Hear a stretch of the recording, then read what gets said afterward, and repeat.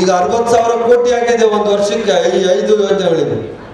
ನನ್ನ ಪ್ರಕಾರ ಸಿದ್ದರಾಮಯ್ಯನವರು ಇದೇ ಥರ ಇನ್ನೂ 3.5 ವರ್ಷ ಇದ್ದರೆ 50,000 60,000 ಕೋಟಿ 1 ಲಕ್ಷ ಕೋಟಿ ಆಗುತ್ತದೆ. ಮೋಸ್ಟ್ 1 ಲಕ್ಷ ಕೋಟಿ ಬಡವರಿಗೆ, ಹೆಣ್ಮಕ್ಕಳಿಗೆ, ದಲಿತರಿಗೆ, ರೈತರಿಗೆ, ಕಾರ್ಮಿಕರಿಗೆ ಅವರಿಗೆ ಆರ್ಥಿಕ ಪರಿಸ್ಥಿತಿಯನ್ನು ಮೇಲೆ ಎತ್ತುತ್ತಾರೆ ಅಂತ ನಾನು ಈ ಸಂದರ್ಭದಲ್ಲಿ ಹೇಳಿ, ಒಗ್ಗಟ್ಟು ಇರಬೇಕು.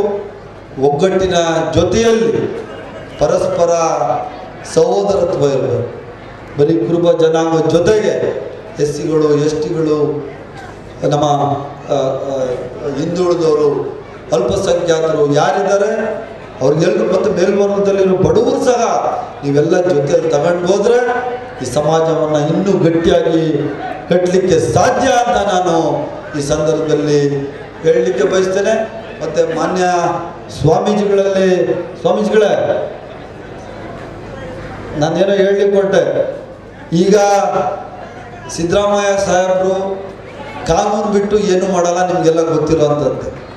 ಕಾನೂನು ಬಿಟ್ಟು ಒಂದು ಲೈನ್ ಪಕ್ಕಕ್ಕೂ ಸಹ ಅವ್ರು ಹೋಗಲ್ಲ. ಇವತ್ತು ಸಿದ್ದರಾಮಯ್ಯ ಸಾಹೇಬ್ರ ಮೇಲೆ ಇಲ್ಲ ಸಲ್ಲದ ಆರೋಪಗಳು ಮಾಡಿ BJP ಅವರು JDS ಅವರು ಏನೋ ಮಾಡಕ್ಕೊಟ್ಟವ್ರೆ.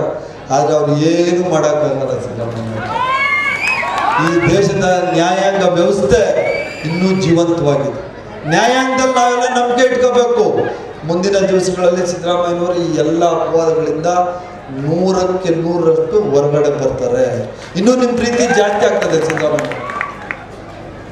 ಆದ್ದರಿಂದ ನಾನು ಇಷ್ಟೇ ಹೇಳಲಿಕ್ಕೆ ಬಯಸ್ತೀನಿ, ಸಿದ್ದರಾಮಯ್ಯ ಸಾಹೇಬರು ಕಾನೂನು ಬಿಟ್ಟು ಯಾವುದೂ ಕೊಡಲ್ಲ ಸ್ವಾಮೀಜಿ. ಹಾಗೇನಾದರೂ ಅತ್ಯವಶ್ಯಕವಾಗಿ ನಿಮಗೆ ಹಣದ ಅವಶ್ಯಕತೆ ಇದ್ದರೆ ಸ್ವಾಮೀಜಿ ಈ ಕಡೆ ಬರಪ್ಪ, ವಕೀಲ ಸ್ವಾಮೀಜಿಗಳು ಮಾತಾಡ್ತಾ ಇದ್ದಾರೆ, ನೀನು ಹೋಗಿ ಸೆಂಟ್ರಲ್ ಮಾತಾಡ್ತಾ ಇದ್ದಾರೆ. ಸರ್ಕಾರದ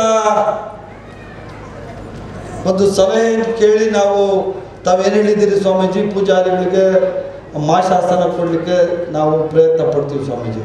ಕೊಡೋಕ್ಕಾಗಿಲ್ಲ ಅಂದರೆ 150 ಜನ ಹೇಳಿದಿರಲ್ಲ ಸ್ವಾಮೀಜಿ, ನೀವು ಎಷ್ಟು ಜನ ಹೇಳಿದ್ರಿ? ಇಲ್ಲಿ 10,000 ಜನ. ಅದರಲ್ಲಿ ಗುಡಿ ಪೂಜಾರಿಗಳು ಎಷ್ಟು ಜನ ಇದ್ದಾರೆ ಸ್ವಾಮೀಜಿ? ಅಲ್ಲ, ಸರ್ಕಾರದ ವ್ಯಾಪ್ತಿಗೆ ಬರುವಂಥದ್ದು ಮುಜರಾಯಿ ಇಲಾಖೆಗೆ ಒಂದಷ್ಟು ದೇವಸ್ಥಾನಗಳಿದ್ದಾವೆ, ಗೌರವಧನ ಕೊಡ್ತಾ ಇದ್ದಾರೆ.